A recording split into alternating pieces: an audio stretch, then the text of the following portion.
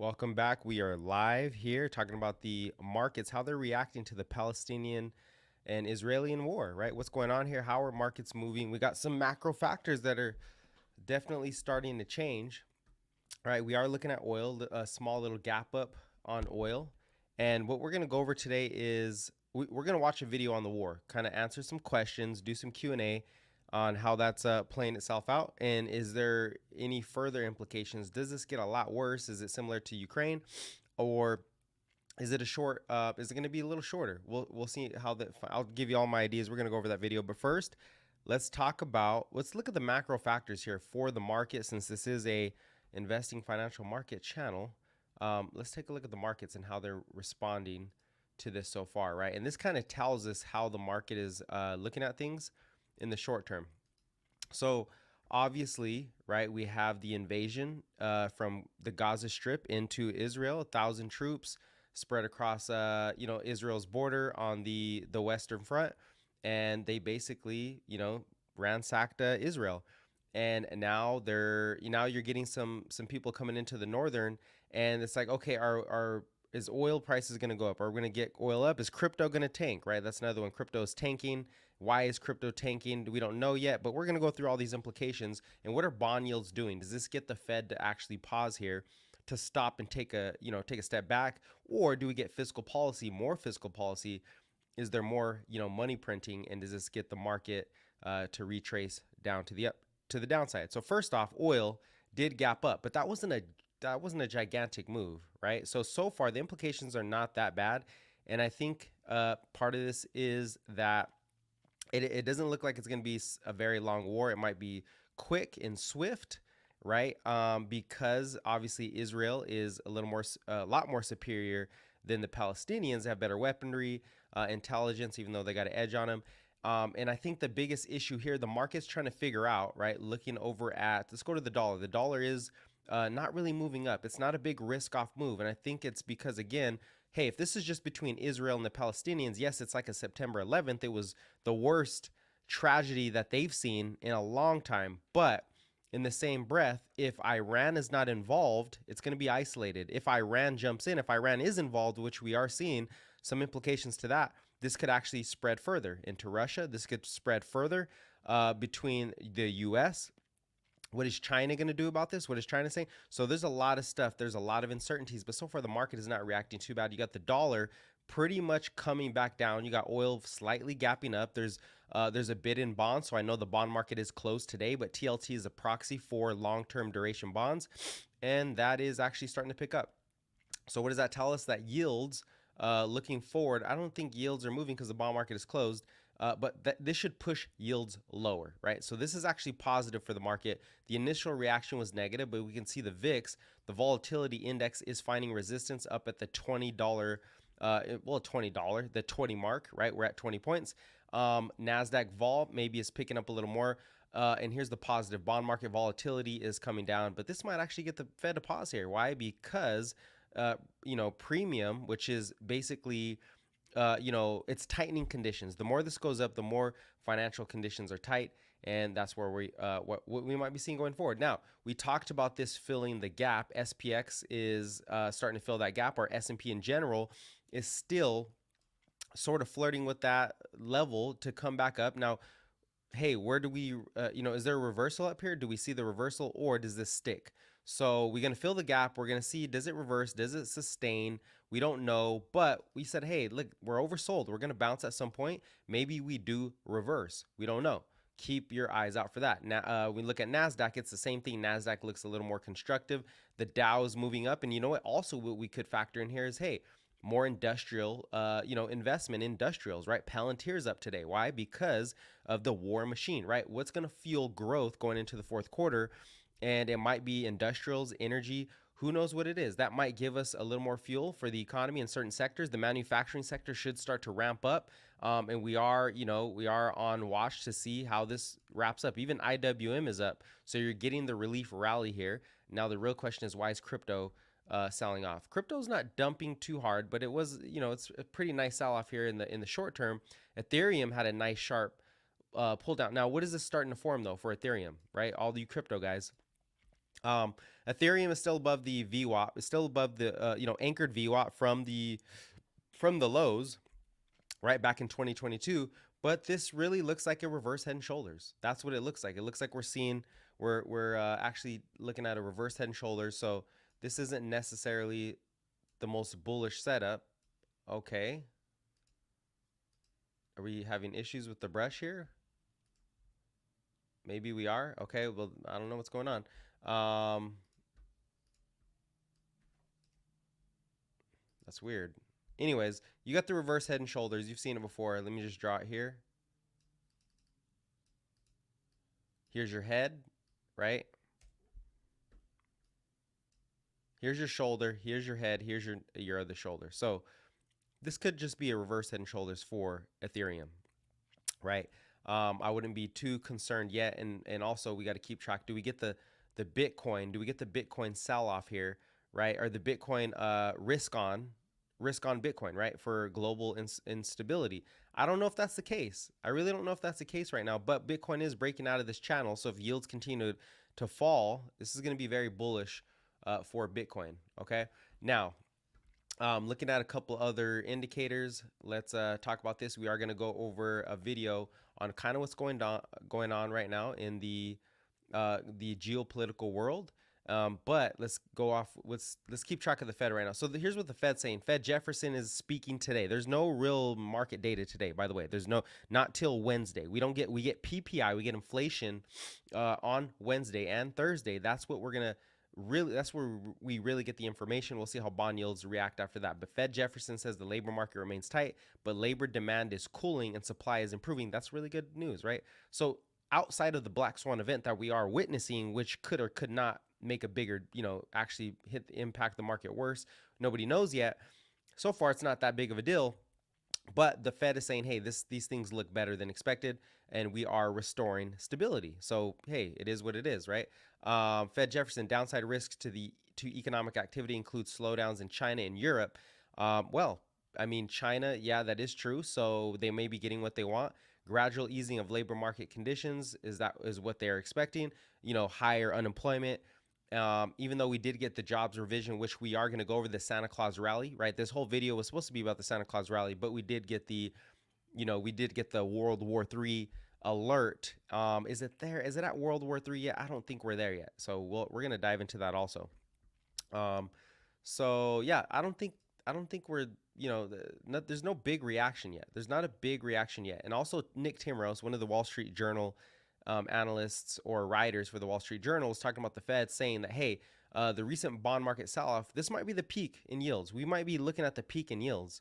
Okay, why? Because premium is going higher. Premium is actually climbing, and that kind of caps things. That might be tightening for the Fed. They might take a step back here, especially with this, Middle Eastern conflict happening. This might be the peak, unless you see tremendous fiscal policy come back online. Who knows? Maybe the reaction between Ukraine and Russia versus this is a little different. We'll keep our eye on that. Logan's speech is worth reading. Why recent bond sell-off matters important to the Fed. Blah blah. Okay, yeah, we'll go over that later. A lot of surprises here. Also in the jobs market, a lot of the jobs that were added, right? FYI, were full time or not full time. They were part time jobs.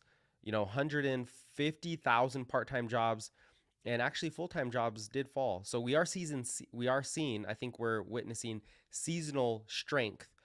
Seasonal strength for seasonal spending, which may not be in the limelight yet because of the war and the conflict. But I think we're going to get seasonal spending, and there will be a Santa Claus rally. In my estimation, when I throw all the variables together, I think we're going to have a Santa Claus rally here. Okay, so keeping track again, back to the market, just keep in mind that you're getting a sharp return in the amount of stocks moving above the 50-day moving average, despite the jobs coming out stronger, despite the conflict in the Middle East. Stocks look very resilient, and I think they're looking to more growth, right? Caterpillar is moving up. I don't know if that has implications for the war, but Caterpillar is moving up sharply. Lockheed Martin, Boeing, right? These might all create more economic activity while we're heading to the seasonal period where people spend more, where there's more seasonal jobs. And I think, hey, Santa Claus rally, right? That's where we're leaning towards. So keep your eyes on growth expectations going up. And we really just want to track if the bond market, how the bond market responds to that. That's been the biggest risk so far going into this new week. Okay. So also here, this was very interesting. Trueflation was actually tracking how Trueflation was tracking. Check this out. This is crazy. If you compound the inflation, because we always look at a month over month or year over year, year over year, month over month measurement of inflation, this actually is tracking the compounded rate of inflation going back to 2020, right? When we first kind of started printing, and it's at 20%. So this is what people are really feeling, which is if you compound the inflation, hey, you're paying 20% more, or just take a 20% haircut off of all your earnings, and you're making really, 20% less, right? Compounding because you're paying for higher prices from 2020, right? That's kind of the real thing that people are complaining about. They're pissed about 20%. Now, does this war escalate this even further? It could, right? It could. We could be seeing that. What up, Ace? Thoughts on strategic oil reserves running low? Well, here's and we'll go over this. There were some thoughts this weekend, and this was in the macro newsletter. Let me see if I have it in the oil report. And the whole setup for oil was that the U.S. is actually allowing Iran and Russia to create more supply. So they're letting the sanctions go, which is getting tricky with the war here, in order to get more supply online, right? To get that supply up. Also, we had Janet Yellen come out today. I got to find that one on Twitter, saying that we're going to cap the price of oil at $60 a barrel. I don't even know if that's possible, but that's what she's saying. They're going to cap the price of oil at $60. I don't have any further information on that. I just saw the headline, but it's very interesting, and we'll see as time plays out what they mean by that, right? And I think too, the question we're trying to ask here is, hey, who's involved with this, right? Who's involved? Is Iran really behind the strike on Israel? Because Saudi Arabia, look, let's check this out real quick. We said that there's going to be a lot of geopolitical deals trying to be made here going forward, to ease to ease oil, right? To ease inflation politically. So Saudi Arabia is here looking to make a deal with Israel. They did. The Saudi prince came to America and he was talking to Fox News, whatever. But he's saying, hey, we're going to ease relations with Israel for the first time in 100 years, whatever, and probably make some deals here where Israel has the best cybersecurity software. Well, it didn't work this time for defense, and Iran is an enemy towards is an enemy to Saudi, right?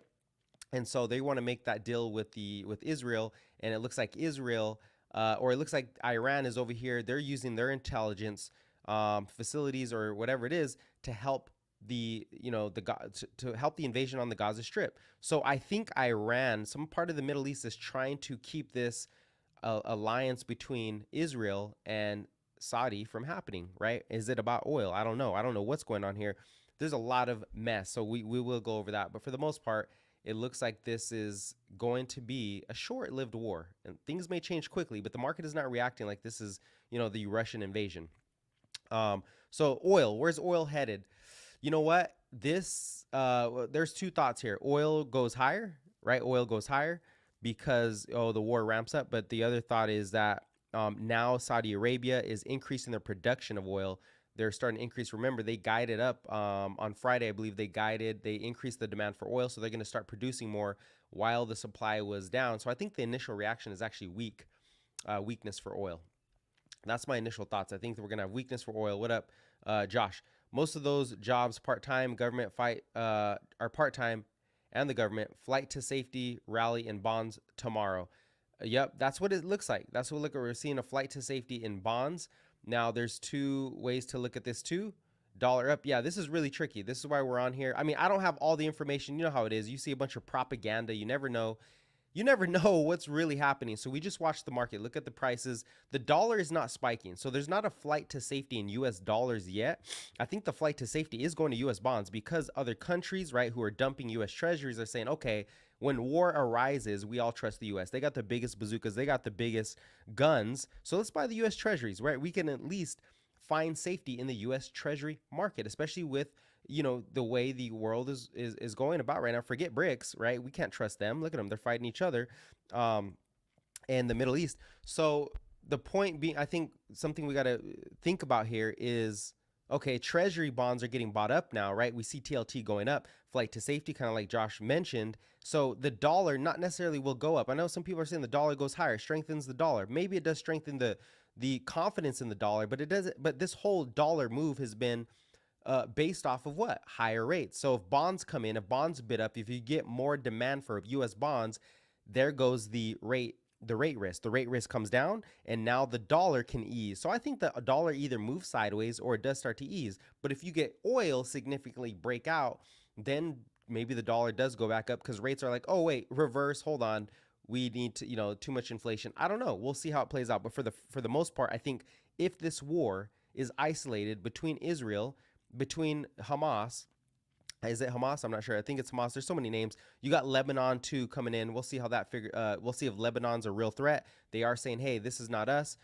We don't know. We're gonna keep posted. We're gonna stay posted on that. If it doesn't expand, I don't think the market freaks out. It can see through this. But if it does expand, that's where the market might freak out. But hey, yields might actually come in, right? We might see yields come in. We might see the Fed sustain the pause. Oil is going to be, kind of up and down, and we're not sure. We're not sure exactly how that's going to play out. Now, before we shift gears, I want to go over something here. We got a question here: dollar up, 10-year up, oil up.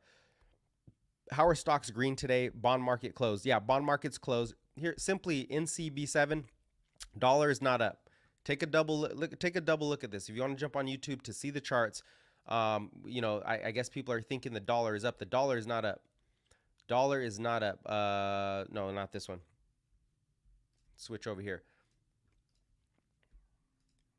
Okay, the dollar's not up today. The dollar had a slight look at the dollar's been down for 1, 2, 3 days in a row. Today's the fourth day where the dollar had an initial up move and it is falling. So it's actually looking like it's capitulating to the downside. Dollar is up what from 101? It opened at 106 and 10 cents and now it's at 106 and 11 cents. No, the dollar's not up today.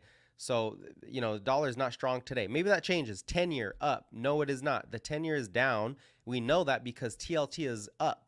So TLT up means yields are actually down. So dollar flat, yields down, oil up, oil is up, stocks are up. Stocks are up because bonds are up. Stocks, if bonds rally, stocks rally. Why? Because if bonds rally, yields go down. Yields go down, valuations go up.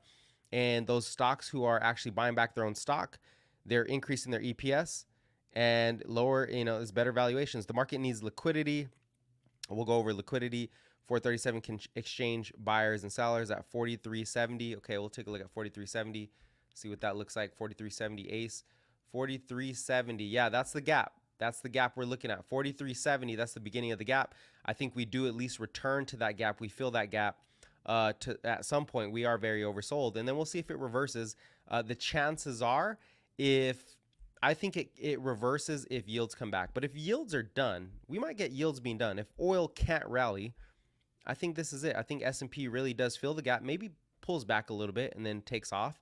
But initially, that's a big move. It'll probably initially, get rejected at the beginning. Another BS war that's been around for hundreds of years. Another BS war. Well, I mean, I don't know what you mean BS war. It's not like it's fake. It's a real war. It's at the border. Here's what some people are saying. I don't know how true this is. Again, we'll see if this is actually true. One of the theories is that there were so Jerusalem is at the border between Hamas. Tell me if I'm saying this right. Hamas, Halal. I mean, got all these dudes. Anyway, we have Jerusalem's at the border, and there's a church, a Muslim church where Muhammad ascended from. They believe, and I guess I don't know if this is true. Right, we're throwing some stuff out there to see how this started. It's kind of interesting. I guess a bunch of Jews, a bunch of prime ministers. No, they're not prime ministers. I don't know what they call them. They were escorted by the military to go inside of that mosque. I think it's a mosque. It has a special name. It's like a dome, something dome. And that was haram, right? That was haram. You don't put Jews inside of a Hamas or inside of man, I wish I knew the terminology. I don't know as good. But the Jews walked in there, right? They desecrated. There is a desecration. So they walked in there. That was the trigger. But we really think it's Iran. Iran's trying to stop the negotiations between Israel and Saudi Arabia, because Saudi Arabia is the biggest buyer of weapons. And if if Saudi Arabia gets this peace deal with Israel, well, the Middle East is now going to be, you're getting a stronger NATO slash Western front. So that's kind of what the idea is there. I don't know what they think they're going to do. They're going to get crushed. So, anyways, it's a real war. It's a real war. I don't think it's going to be World War III. That's an exaggeration. We're not looking at World War III and stuff unless stuff starts to escalate here. DXY can looks like a Head and Shoulders. Yeah, I agree. Your thoughts on Coke? It's getting buttered. Coke is getting buttered. Coke. I don't. Coke really? Coca-Cola? Coke? What's the ticker symbol? I haven't looked at Coke for a while. I don't know what the ticker symbol is on Coca-Cola. What is it? KK? Something like that? Coke. What is the ticker symbol on Coke? I can't remember. You guys got to throw me the tickers. KO. Isn't it KO? KA. Yeah, it is KO. There we go. KO. All right. Coke getting obliterated. I don't know why Coke's getting obliterated. Maybe Americans are deciding to stop drinking Coke. New studies show Coca-Cola gives you cancer. I don't know. Coke getting obliterated. I mean, I would like to see a run up. Look, this is an opportunity to short if these trash stocks, when the S&P does get to that gap fill and it reverses initially, some of these things aren't coming back. So they'll come back, but they're going to get obliterated. So I'd wait for the retest for Coke. Maybe at like 54 if you're talking about Coca-Cola. I think that's what you're talking about. There we go. KO. DMA, shout out to you guys early. We're a little early today. Anyways, yeah, we got a lot of stuff going on. Now, really quick, do we want to go over the video? Actually, let's go through the end rally. I didn't do a video this weekend, so let's go through this Santa Claus rally. I'm going to keep saying this over and over. I have a pretty high conviction. Now, this was kind of a black swan. If this thing swings the other way, maybe we're in trouble. Maybe this doesn't actually play out. But I think we can see, I think we're leaning towards a Santa Claus rally, and then maybe a collapse of the consumer in January, February. But I think the rally may not really collapse because we do have a political party who wants to print money. So I think we get more fiscal stimulus, and then we'll see if rates follow with that, or if productivity picks up and we really don't actually see that. So for the most part, okay, let's get this a little bigger. You can see it here. All right. So what do we got going on here? Santa Claus rally. Keep in mind first, seasonality. Okay, look, fourth quarter is always the strongest quarter going into the end of the year. Why? Because people spend more, right? Consumers in America, especially, they're going to spend what they don't have to impress people that don't care, or they're just going to visit their families, Halloween, Thanksgiving, whatever it is. So I think we're going to get more spending here. The consumer has one more flush higher. The consumer is going to push one more time. And stocks are going to, should be positive in that respect. Okay. And remember, people are very offsides, very bearish, right? There's more bears. When you get more bears, when people are positioned offsides and they're not expecting a rally, Amazon should rally too, then, you get that rejection, you get that pendulum start to swing. And that's what we get here. October 4th, there are more bears, more people are bearish. The pendulum should be swinging here over the next couple months. Now, the bears are going to use this conflict also, okay, to say, oh my gosh, the market is worse than we thought. This should destroy everything, but they're not going to get it unless it actually expands. Unless we see Iran step in, things escalate with the U.S. Now, hey, that's going to be a black swan event, though. Minus the black swan event, guess what? The pendulum is going to start swinging to the other side, right? We got peak put to buy ratio. We only saw this 1, 2, 3, 4, 5 times in the last 5 years. So the puts got very extended. Okay, those puts are coming down. They covered their positions. That's why we got the huge rally on Friday. Put buyers were covering the positions while longs came in. They stepped in. We said they'd start buying tech for very specific reasons, which were, hey, they have a lot of cash. They're still innovating. They're efficient, and they can fund their own growth with the money market funds. Okay, strong fourth quarter economy. Look, this is why I'm bullish here. Okay, manufacturing is recovering. The business cycle is starting to recover despite what you hear. Recession. Maybe in the fourth quarter. Maybe we get a slip here. Maybe Q1. I'm a little more bullish on the economy than most people because I'm looking under the hood at the economic activity in the manufacturing sector start to pick up. Services should slow, but I don't think that's going to happen because we're heading into the seasonal period where people get all these jobs. So, hey, fourth quarter rally, right? Manufacturing is picking up. Jobless claims are rolling over. Okay, so no weakness in the labor market yet. Unemployment is pretty much stagnant at 3.8%. That's better than we thought. More of these seasonal jobs. Now, this probably spikes in January when seasonality is over. Non-farm payrolls crushed expectations. Okay, stronger labor market than we thought. And I think it's seasonal jobs, right? Maybe not full-time jobs, but seasonal jobs, seasonal workers, right? UPS, you know, they say, okay, we got to deliver a lot more packages. Let's hire seasonally. Those guys have jobs they can keep spending. Really, the it sounds worse on the YouTube. Thanks for letting me know that. I wonder, let me see, hold on. Is it unclear or what? Is there a lot of background noise? Here, let me do this really quick. Let me do reduce background noise. See if this works. Let me know how that sounds.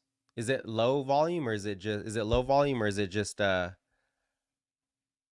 unclear? Thanks for checking. Okay. Oh well, maybe somebody else does. Hey, appreciate it, Dimash. So non-farm payrolls, right? Average hourly earnings. Here's the golden nugget. Okay, more jobs got added, seasonal workers, but the average hourly earnings actually came down. Wage inflation is falling, right? So Jefferson, we need to nimble with regard. Okay, this guy's still speaking.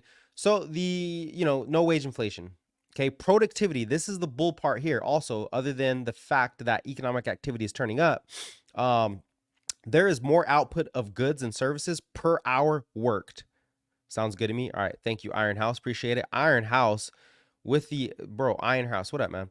Where you at? Where you from, Iron House? I haven't seen that name yet. You guys got some crazy names there. Not crazy, but you guys got the. I want to hear your real names, unless you're, unless you have some border issues. You don't want to do that.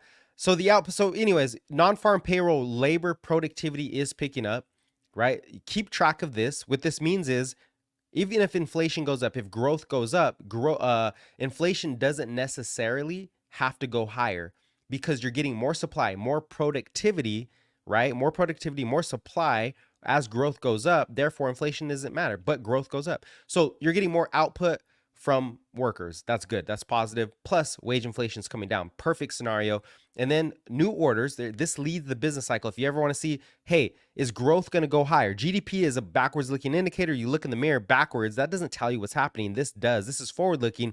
New orders versus production. Okay. Productivity is picking up and new orders are picking up in the manufacturing sector. And that probably continues, right, with the Israeli war. More weapons, right? Ukraine, we're still sending more weapons. So economic activity still picks up. A lot of construction's happening too. And I think I have an explanation for that. A lot of multifamily home construction. So rolling recession, rolling expansion. Okay, yeah, there's weakness, but there's also strength. Okay. Core PC. We saw this like about a week ago. Just keep this in mind. The Fed's preferred inflation gauge is lower. It's falling. It's falling like a rock on a month-over-month basis at 0.14%. Maybe this stays sideways because we are headed into a spending season, right? So it could creep up a bit, but in January it falls off. The market can see through this, right? Macro reversal. Well, maybe not after today. Okay, the macro forces are reversing. Oil dropped 10 points, actually 12 points, and it did gap up today, but it's we'll see how we'll see where oil actually ends up. But for now, that was a big drawback on oil. The dollar's pulling back, and actually it's weaker today. It'll probably finish weaker because bonds are up. 10-year yields are double topping. We know today those yields are actually falling in real time because bonds are up. So right now, the macro forces are pointing to an easing of financial conditions. And it's not like they're major easing. It's just that they've tightened so much, it's starting to slow, right? The rate of change of tightness is coming off, and that's bullish for the market. Liquidity looks to be reversing. This is S&P 500. Shadow QE still making new highs. We'll check that today. Fed net liquidity stepping up. We probably have a banking crisis. China still printing. U.S. still printing. Global liquidity maybe bottoming. Okay, it's going to bottom at some point. Global economies are slowing down. Now, this is the big part, right? Where does this rally come from? Who benefits the most going forward? It's going to be big tech. Big tech or people who have a lot of cash, right? Why? Because corporations secured low interest rates a long time ago. Okay, they can use their cash, their billions in cash, to park at the money market funds, collect 5% interest, and actually pay off their debts. They can pay off their debts, right? They can start to fund their own growth. So actually, the Fed rate hikes are helping whoever has a lot of cash. They're actually fueling more liquidity for these companies. Plus, they're buying back their own shares. What does that do? It creates more scarcity for the shares. Apple, Amazon, Google, Nvidia, Tesla. Whoever buys back their own shares creates more scarcity. And at the same time, When you buy back shares, you remove them from the market, so earnings per share go up because you have the same earnings, but the shares are gone, therefore higher rates. Do the math. If you didn't do math, I'm sorry, just divide it.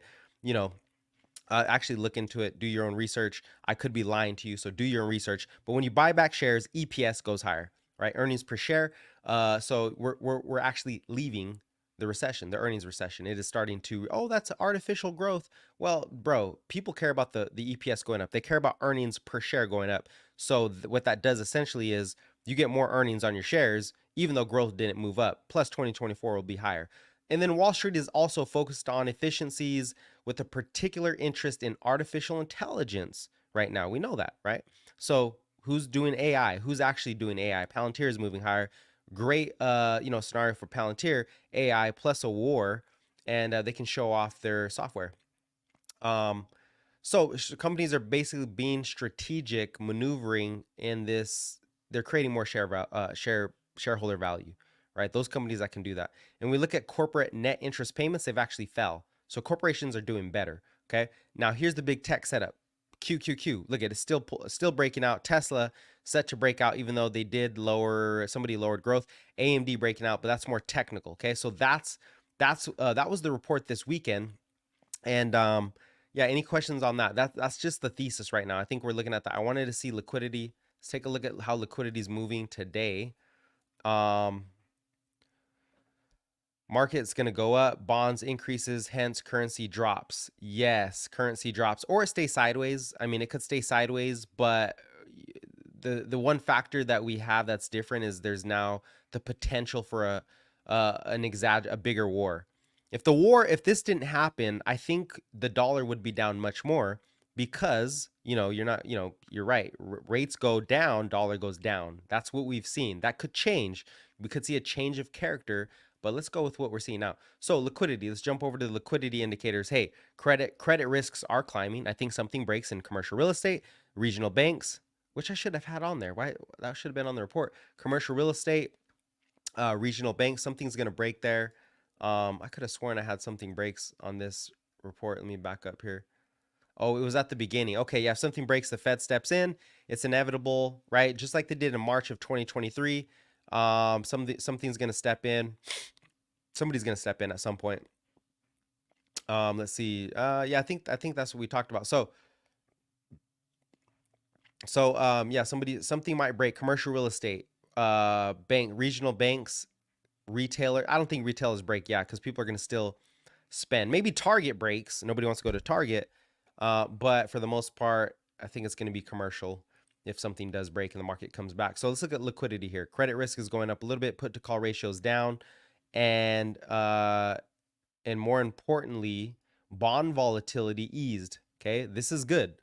Bond volatility is the bigger threat, not really the VIX. It's bond volatility that's coming back down. That's making new lows.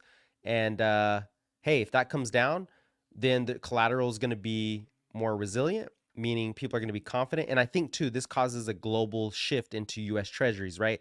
Let's go into safe assets. While if there's geopolitical risk, it's almost like the stock market can't lose here. It's almost like it cannot lose here, right? Crypto's kind of losing. Who knows why?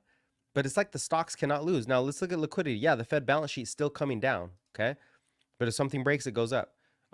Federal Reserve. Oh, this is shadow QE. Shadow QE still stepping up, right? What is that? Reverse repo money parked at the Fed to collect interest is leaving, coming back into capital markets. Global liquidity stepping up, right? You see it there at the bottom. That's still stepping up, and Fed net liquidity stepped up. This is Fed net liquidity, which is like a 1-for-1 with the collapse of anything. So if anything breaks, liquidity goes higher. I think you can't really shake the bull market here, and we're still in the uptrend. If that changes, it changes. But right now we're still in the uptrend. S&P is now getting above the 432 level, very bullish. 432 is the clear. Look at that cup and handle. Look at that cup and handle. Beautiful. Beautiful cup and handle. Market's looking pretty good. I don't know if we get past it. We'll see if we can actually get past that cup and handle, move up, further. But for now, it looks, if we zoom in a little bit, it's pretty strong here. And yeah, that's what we're looking at. Agree, wars, blah, blah, blah. So yeah, let's do some commentary now on the war. I'm going to switch over to the war and listen to what the Wall Street Journal just came out with. We'll keep up to date with this. We want some context here. so we kind of know what's going to happen here, blah blah blah, right? Also, Tesla did get some bad news, and it's hanging in there. Tesla got bad news after bad news, gap down. Look at these. This is strong. Tesla gaps down off of price cuts, which is it really bad news? Margins go lower. Well, if the costs go lower, it doesn't matter. So Tesla gaps down, comes back up, fills the gap, gaps down again today, comes back up, almost fills the gap. Tesla's looking strong. Tesla is looking strong. On the other hand, crypto's, pulling back a little bit. Ethereum had a sharp, sell off into 1500. Chainlink, if I'm going to get long more Chainlink, it's going to be at $7.20 or $7. And, I'm very bullish on Chainlink, obviously backed by central banks and Swift to build CBDCs. What do we get down to 7-1? So yeah, I'm looking to buy more Chainlink down here. Actually sold some Ethereum because I think it's a better opportunity. If you want to know more about that, we can talk about that later. So let's get to we did talk. Hey, look, if you just joined, we're talking about the Santa Claus rally, but we're going to get into the commentary that we just got from the fake. Oh, you guys believe this is crazy. The propaganda machine is crazy. Fake war. I'm sure that was all AI. I'm sure the bombs into all the bombs and rockets were all AI. You guys are crazy, man. It takes crazy though to get long crypto, so maybe it's a good thing. But fake. I don't even know what you mean by fake. If you're gonna give a comment, okay, Kingston, good vibe, Kingston. Make sure you comment something clear so I understand what you're saying. I don't even know what you're talking about. Fake what? Fake what? Fake war? I don't know. We'll see. Right? Be a little more clear, guys. Come on, get your higher IQ conversations here, not just one words for nobody asked a question, just to make it better. I was a teacher, so I'm gonna confront you. I was a teacher, make it clear so we understand what you're saying here. Other than that, hey, tell us why it's fake. There is fakeness. There's gonna be propaganda on both sides. All right, let's get into this. All right, so this was the recent. This is the recent stuff. Let me move this over. Let's see if it's stuck on there. Are we still there? Yeah. Let me see. Tell me if you guys can hear this. The Gaza National Bank was destroyed by an Israeli airstrike on Sunday as fighting continues in Israel and Gaza. Oh, there we go. More than 700 Israelis have been... Okay, there it is. There it is. Hold on, my bad. All right. I'm going to go ahead and bring this up a little bit. Now that I can see it is visible. And then we'll see, we'll talk through this. And of course, it's going to be biased. Nobody knows, right? Nobody has all the answers, but doesn't mean it's not worth looking into.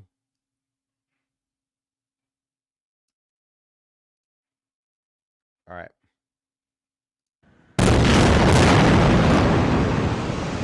The Gaza National Bank was destroyed by an Israeli airstrike on Sunday as fighting continues in Israel and Gaza. More than 700 Israelis have been confirmed dead, and 560 Palestinians have been killed after Hamas, a militant group from Gaza, launched an unprecedented attack on Israel over the weekend. Hamas worked with Iranian security officials to plan the attack, according to senior members of Hamas and Hezbollah, another Iran-backed militant group. Okay, so Iran-backed military groups. That's what they're saying. I don't know. Is it true? I don't know. Probably is. But it looks like Iran is involved. And if that's true, that does that's kind of a negative. It means the implications could be larger.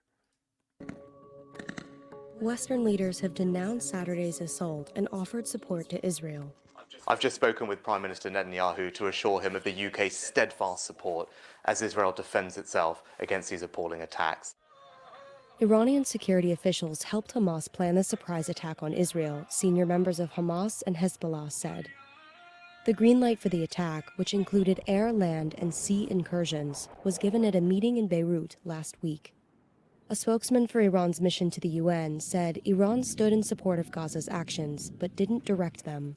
Hamas is considered a proxy group of Iran. The exact nature of how much Hamas is being led by Iran has always been unclear. But of course, they receive a lot of their funding from Iran, a lot of their training from Iran, and a lot of their weapons from Iran. That is according to Israeli officials here in Israel. Okay, so Israeli officials reporting that Iran has been training these guys to come. I mean, would they really attack Israel on their own? Probably not. Let's use common sense here. they probably wouldn't attack just because. So it looks like Iran is really involved. And the question is, how's the U.S., NATO going to respond to that? What does Russia think? Is Russia involved? And China? What does China think, right? We're going to get that news over the next probably this whole week. The planning for the operation began in August, according to senior members of Hamas and Hezbollah. The direct Iranian involvement could raise the risk of a broader conflict in the Middle East. U.S. officials say they haven't seen evidence of Tehran's involvement. There's a long relationship between Iran and Hamas. In fact, Hamas wouldn't be around in the way that it is without the support that it's received from Iran over the years. In this specific instance, we have not yet seen evidence that Iran directed or was behind this particular attack, but there's certainly a long relationship. On Sunday, more than 250 people were found dead at a music festival in Israel, according to Israeli state broadcaster Khan. Israeli Prime Minister Benjamin Netanyahu appointed a general to coordinate search efforts for captured and missing Israelis. The mother of a missing woman described a phone call from her daughter during the attack. At 10 o'clock, she called us and said, "Mommy, we were bombed. They shot at us. The car was shot. We cannot drive. Everybody here is hurt." There were 4 kids in the kids. They were 23, 25, 30. Everybody was shot. They were bleeding. Since the conflict began, world leaders have been speaking out, largely condemning the attacks on Israel. The United States said it would send additional military assistance to Israel, including equipment and weaponry. The U.S. also plans to move a carrier strike group closer to Israel's shores and Air Force jet fighter squadrons towards its skies. A move that signals its support and aims to deter Iran from taking advantage of the uncertainty in the region. A Hamas spokesperson said the decision to deploy an aircraft carrier near Israel by the U.S. is participation in the aggression. Now, there's another narrative here too that, Joe Biden, right, does he really support them because he sent them about $6 billion, or he unlocked their funds when they had some human casualties over in, I believe the human casualties were in Iran, and from natural disaster. Was it from flooding? What was it? It was something. So he released about $6 billion of funds that were sanctioned, and so there's trying to say that Joe Biden is behind it. But come on, Joe Biden doesn't make the choices. Basically, whoever's behind Joe Biden is a part of this. You're probably going to hear that narrative. This is going to be a crazy political realm. Now we have an Israeli Middle Eastern war, proxy war, and Ukraine and Russia, and AI, right, is coming online. This is going to be crazy, guys. So I'm going to try to keep up with it, as things go forward. And, not to the nth degree, but I'm going to give you, the take for the market. So don't believe everything you hear. Weigh all the evidence. We're probably not going to know the full truth for a while. So just stay tuned. But for now, we're going to go with what we know. Aggression against our people.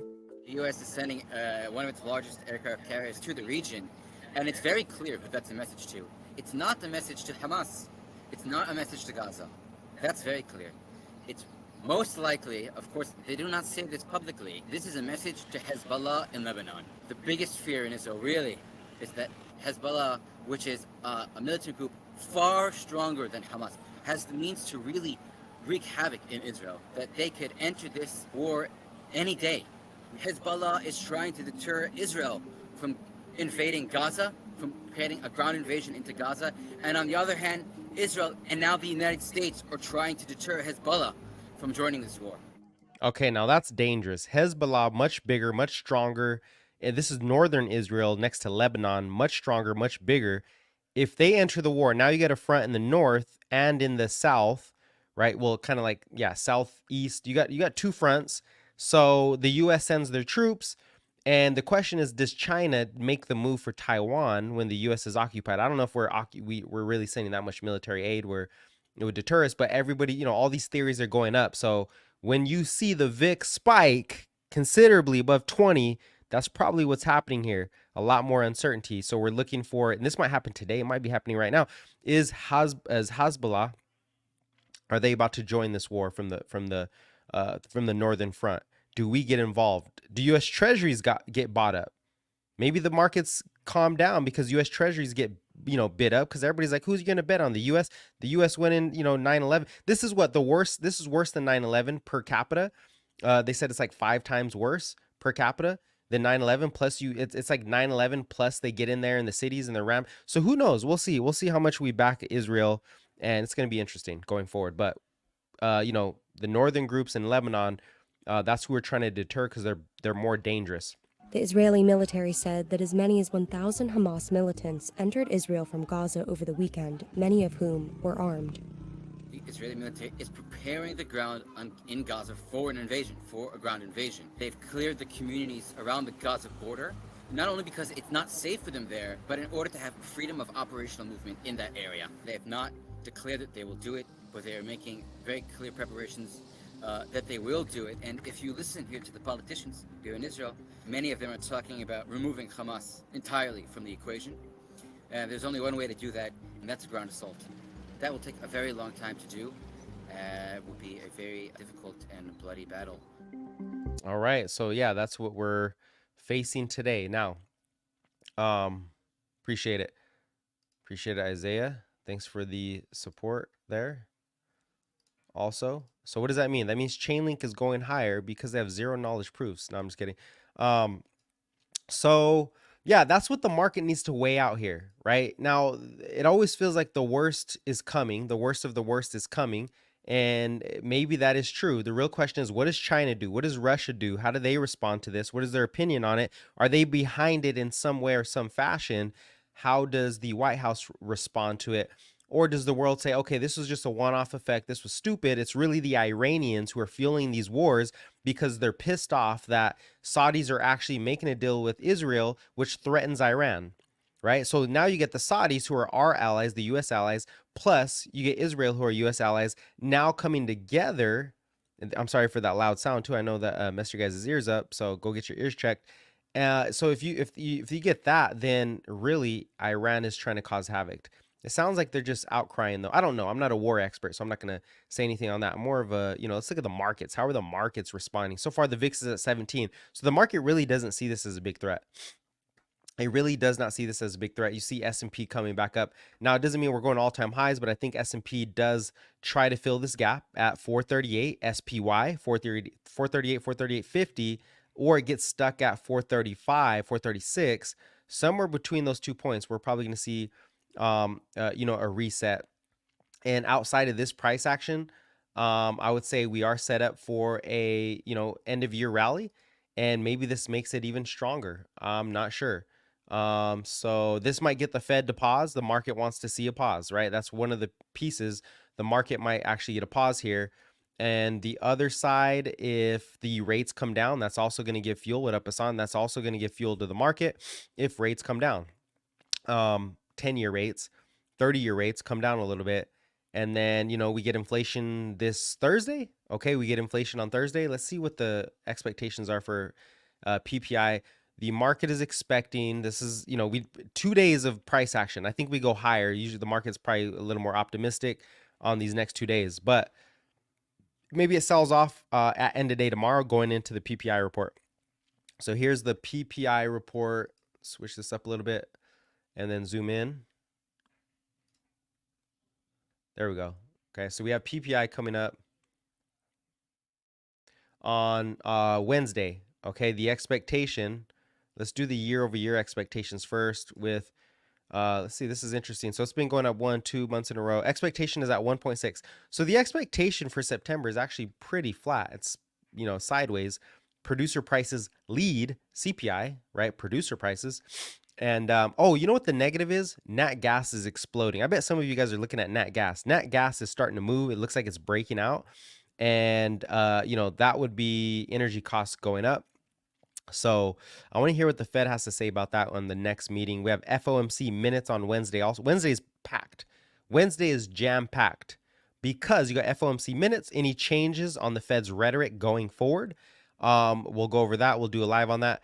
And then core PPI, this is what I want to see. Core PPI year over year, they're expected coming at 2.3. So pretty flat. That means core is at, look at core PPI for producers, 2.3. That's pretty much at the Fed's target. Very good. I think the inflation data is going to be optimistic. Minus oil prices, obviously. But I mean, oil is kind of drastic. And then month on month, we'll see how the month on month comes out. Whoa, that was a big jump. expected to come out 0.3. So inflation looks like it's going to be more constructive going forward.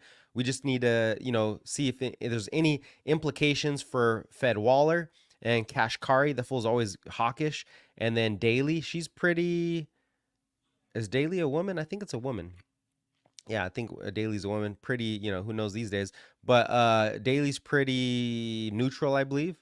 Kashkari's hawkish. So I want to hear Kashkari, right? He has the worst. He always has the worst outlook, but not the worst, but he says we need to hike rates, go higher. But you got to hear those guys. You got to listen out for them. So FMC, and then we got inflation on Thursday. We got inflation, jobless claims. We know that's going nowhere. Friday, anything big? Expectations. So yeah, Thursday, Friday. Tomorrow we have just comments from the Fed. Wednesday we have the PPI numbers, and then Thursday we have the inflation numbers. Pretty optimistic, and then we're going to see how bond yields respond to that in face of this war that's going on. What do we got on here? What up, Ishan?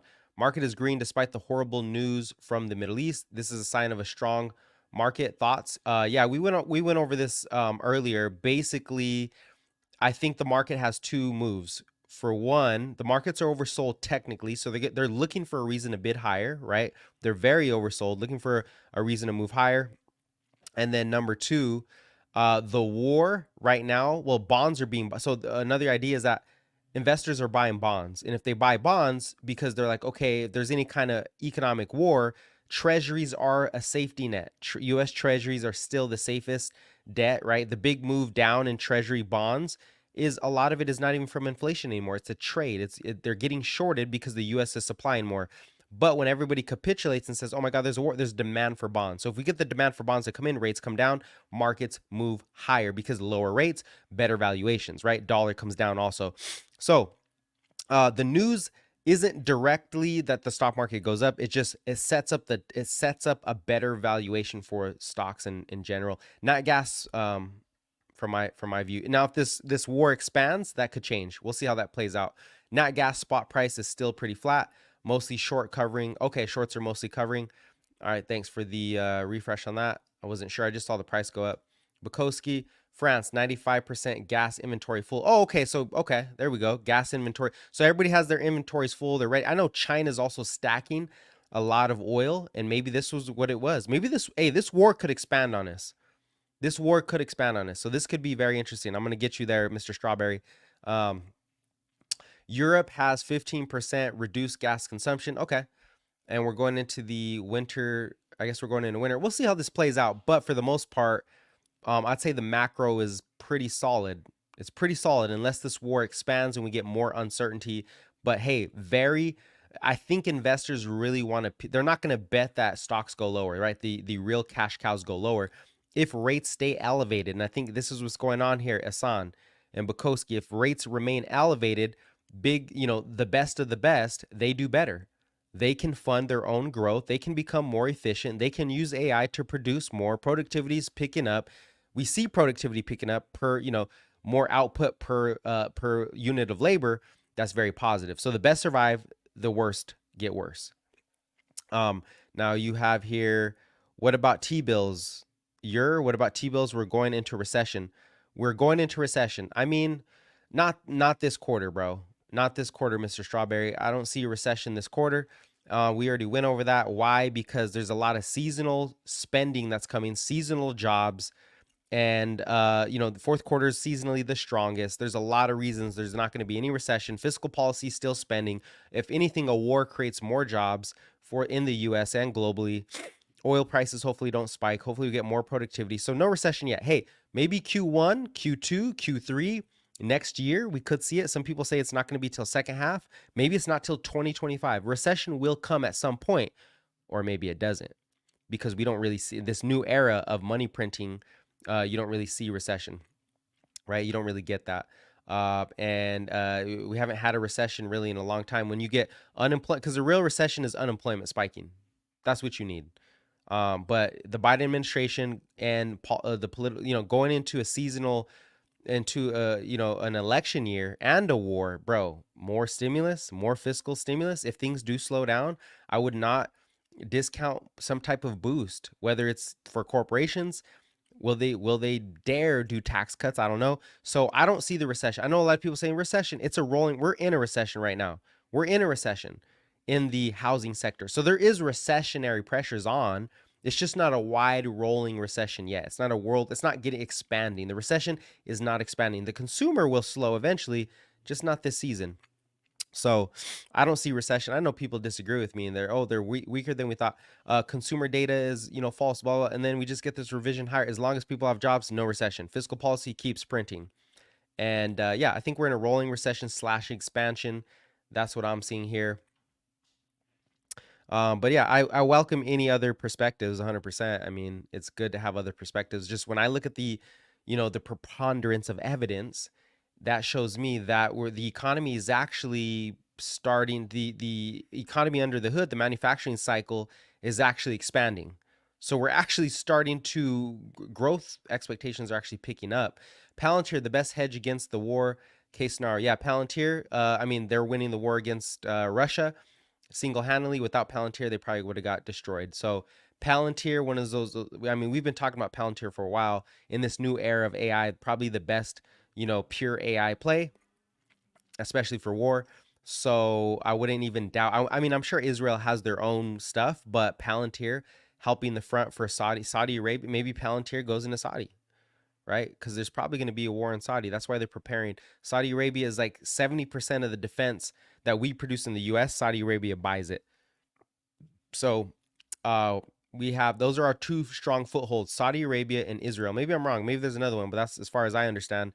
Thoughts on SPY, we fill the gap. We're going to fill the gap at 444. Okay, for SPY, 444. 430. Oh, I'm sorry, SPY 438. We're going to get up to 438 / 436, somewhere around there. We probably make our way up there. Then we reverse a little bit. We probably reverse. And it really depends on how inflation comes in. We probably reverse a bit and then we move higher or lower. So you want to short SPY, short it at 444 on the SPX or 443 to 438. I think we close that gap in reverse. If we don't reverse, it's going to be because yields keep falling and the war doesn't escalate.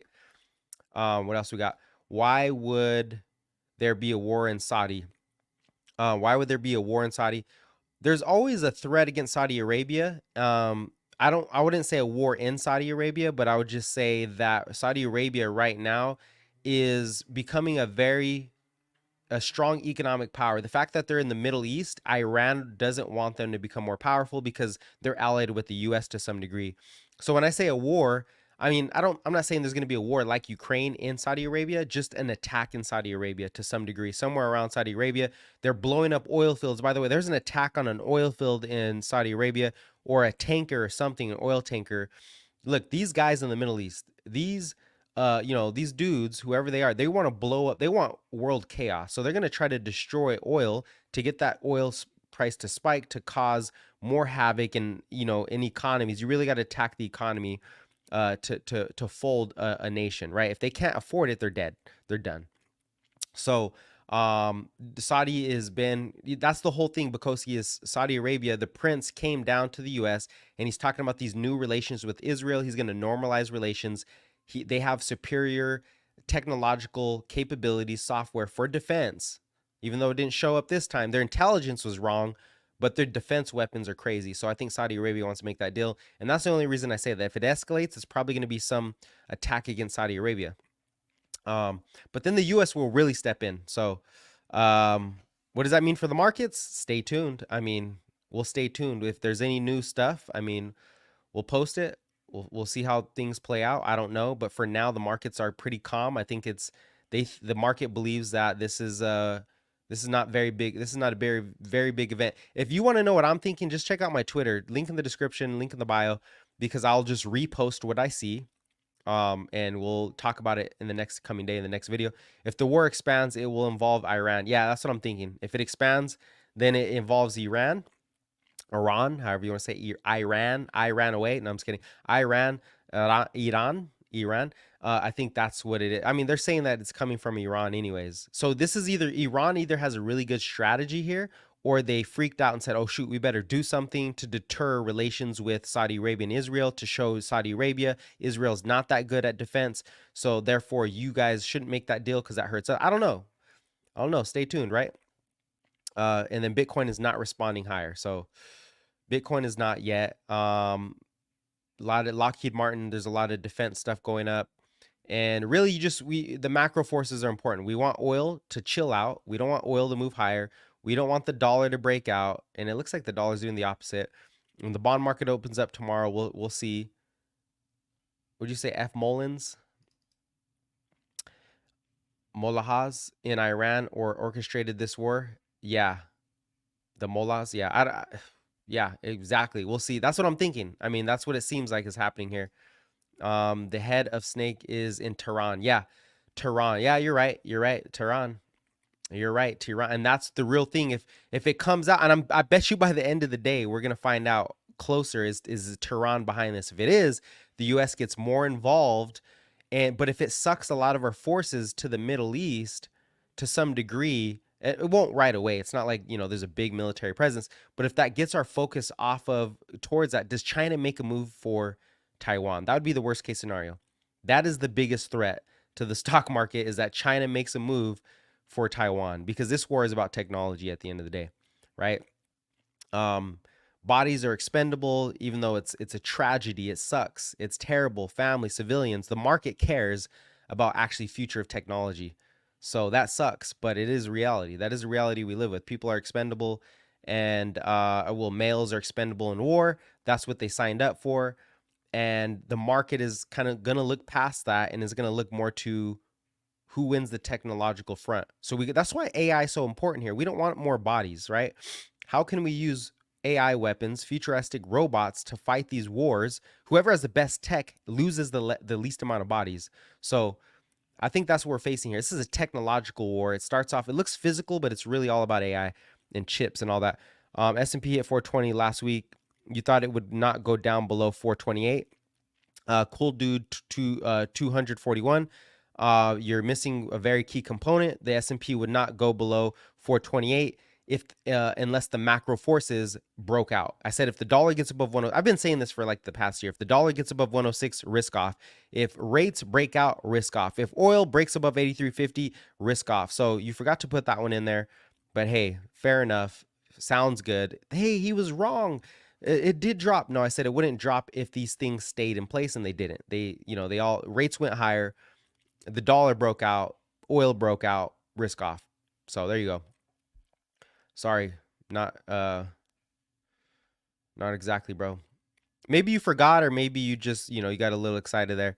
Either way, yeah, that's what I said. And hey, if dollar keeps going higher and rates keep going higher, the trend is going to break in the S&P. The bull trend is still there. The trend's going to break, and we're going to be sideways. Do we go lower? Not unless we get a black swan event.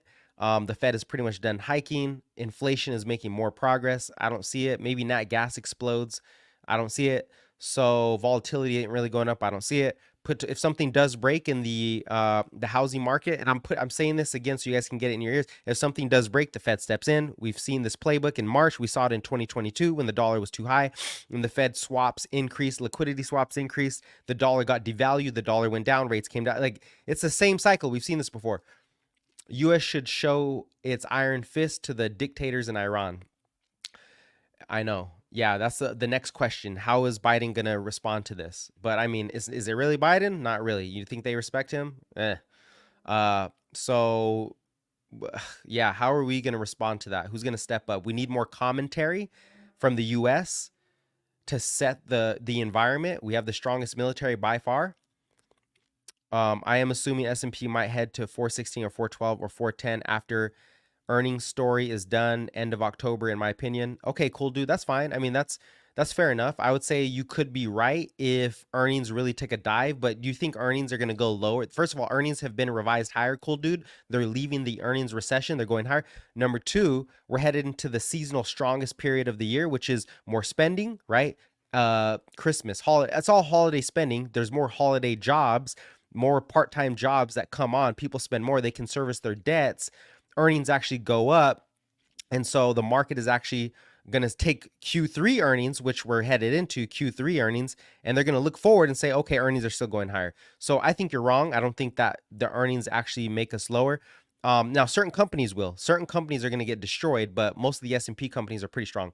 So yeah, I don't think that's the case. I could be wrong. I could be wrong. I'm just betting there's a bigger probability that we have a year-end rally here. We don't roll over, right? Unless there's a black swan event. And then yields coming off as people buy more bonds, yields come off. And a lot of fund managers are stacked in cash. They're very bearish. And I think they're just going to buy the market. We saw the buying on Friday. Big 2.6% S&P went up. Like, that was a big buying opportunity. The shorts don't really have a good reason to get short again until we get back to 4,400. So that's my take on that. I've thought this through 1,000 times. You're not going to surprise me with anything. I've heard it all, and I have a counter to everything. Probably not everything. There's probably something I haven't thought of, but I have a counter to all this when it comes to the market. Year-end rally. This is what I'm calling for, a year-end rally. Hey, the market, the macro forces tightened, and I said risk off if they get it to a certain level. It happened, but now I'm seeing more constructive, a more constructive environment for the stock market. Russia and China really wants to overthrow US as the world leader. We are going down the path of World War III. Yeah. I mean, of course, always. Of course, they want to be the world. I think Russia's done. Russia has no population. China's falling apart. And that's true, but I mean, Russia's capabilities of technology are really low. China's the real threat here with AI. China's a bigger threat. China's population is falling. They got to figure out how to get people in there. The economy is kind of collapsing. India poses the biggest opportunity for investment because they're young. They're young. They're very software savvy, and they're taking over here in the U.S. So war is interesting. You got to look forward. It's all about technology. I'm telling you, the biggest threat is the invasion of Taiwan. Nobody can make chips like Taiwan. Nobody. You know how he says that? Nobody knows Taiwan better than I do. No, I'm just kidding. You know who I'm talking about if you recognize that phrase. But yeah, you're right there. Dollar took a sharp dive about an hour ago. Yeah, risk off. I mean, dollar down, bonds up. We might be seeing a changing of the markets here, right? Bonds down, dollar up. Oh no, this wouldn't change. Bonds up, dollar down. That's why. So maybe it doesn't change, but right now, if we stick with how the market's been moving, bonds up, yields down, dollar down. That's what we're seeing. If it changes, I'm going to be surprised. But if it does change, then we'll have to recognize, hey, rates are coming down, but the dollar's still going up. What the hell's going on here? This doesn't make sense. That might happen right now. It's not showing us that, right? As we track the data, we're not seeing that right now. All right. Well, any further questions? Look, I'm going to keep tracking the story. I don't want to make this too long. We're looking at the technicals here. I'm still long Tesla. I'm waiting to see if, I'm looking at Chainlink. I want to buy more lower, see how this risk comes off. We have inflation on Wednesday, Thursday. We have inflation on Wednesday, Thursday, and then we have Fed speakers. We have the FOMC minutes. That's going to be big. By Friday, we'll see the hand. Right now, the setup in the S&P is, hey, we're oversold. There's a lot more. The easy trade is higher for S&P. And then the shorts will probably stack on. Then people might decide, do I sell this rally? But I think we're going to rally. I think this is the first leg of the rally here. We were talking about at the beginning of the video, and we'll see how this war plays out going forward. And I'll post anything on my Twitter if something news pops up. Anyways, appreciate your guys' time. Thanks for diving in with me. And if you guys find out something new, hey, post it. Post it on the Twitter, comments, whatever it is, because, hey, we don't know everything. We're probably going to get different information here, and I'll give you the best I got. Anyways, stay blessed for the rest of the day. Don't freak out. This is not World War III, okay? It's not World War III. That's just a headline to get you to look in and to don't freak out here, right? We're going to watch how the market responds. That thing prices in way faster than we can understand, so keep an eye on the markets. Anyways, you guys stay blessed, man. Get your diet in, have exercise, and we will get your exercise in, and we'll be back maybe even at the end of the day. We'll see what happens, and we'll be on again tomorrow morning. You guys stay blessed. I'll catch you later.